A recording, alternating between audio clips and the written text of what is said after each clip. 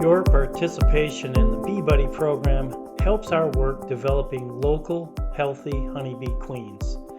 The varroa mite, our honeybee's arch enemy, is a tiny parasite wreaking havoc on the bee's health.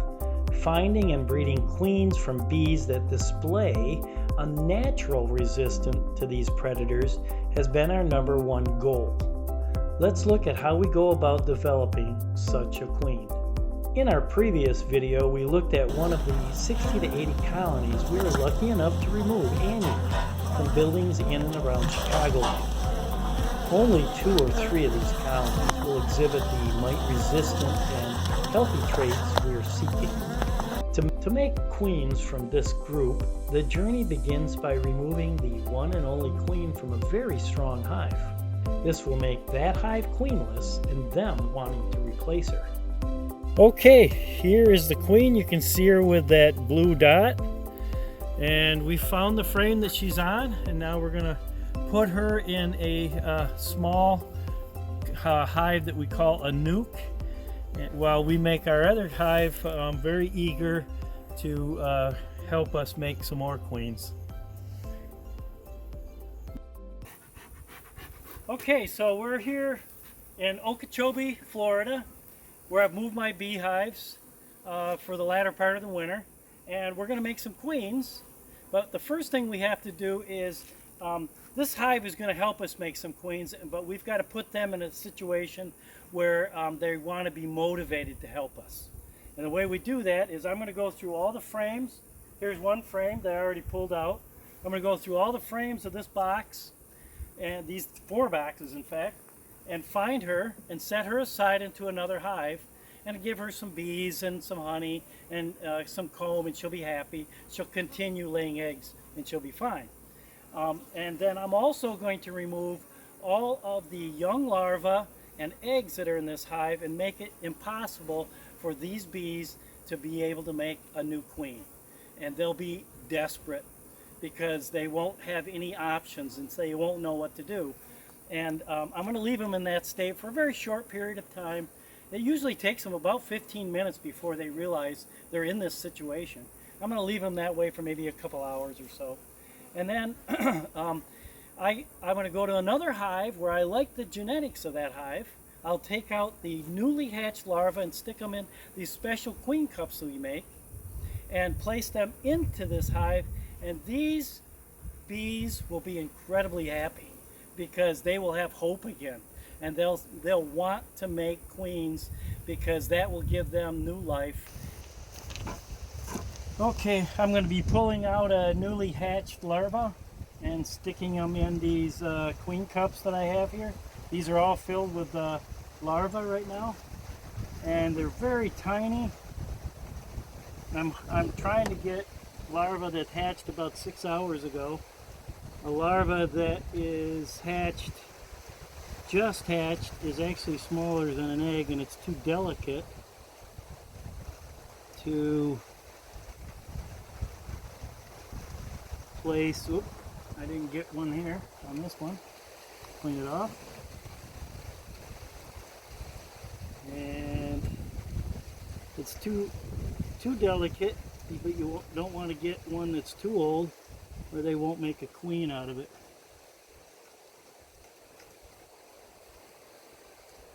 And here we go. There's a nice tiny larva. And there it is.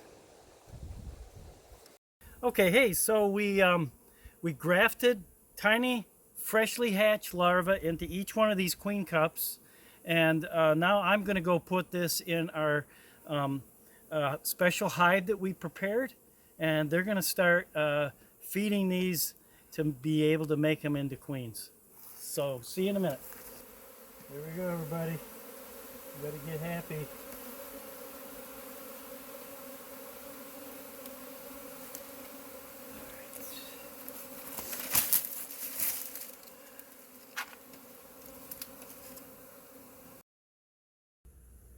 Okay, we're going to check to see how motivated these bees are to take care of and develop queens for us. Here's our frame that we put larvae in, and oh yeah, it looks like they're very motivated.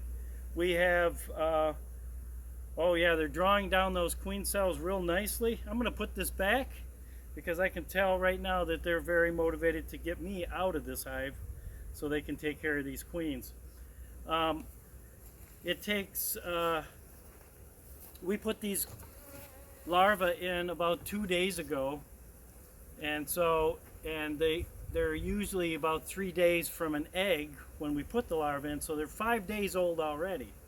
And I'm going to come back here in about 9 days, just before they're hatched, and put them in their own hive, which is we call a nucleus hive. And it takes her another 6 to 10 days before she's been mature enough to get mated and start laying eggs. So we'll put her in that nucleus mating nuke is what we'll call it. Each one will get their own mating nuke, and then they'll get mated, hopefully, and safely, and come back and start laying eggs. And then after a couple of weeks of laying eggs, she's ready now to take care of her own hive that we'll set up for her.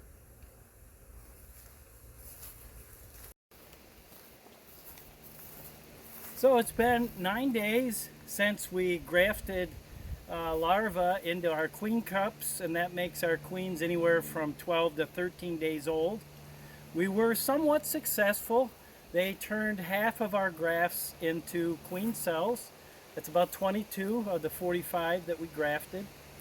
And now what we're going to do is take those grafts or those queen cells and make up a 2-frame nuke. And I'm going to go through the hives to do that. We remove the queen temporarily so we don't accidentally put her in our mating nuke. And then I'll go through and look for a suitable frame with resources on it and some hatching brood. And that will be then the mating nuke for this newly emerged virgin queen, for her to mature and then go out and get mated and come back and start laying eggs. So let's get on with the process.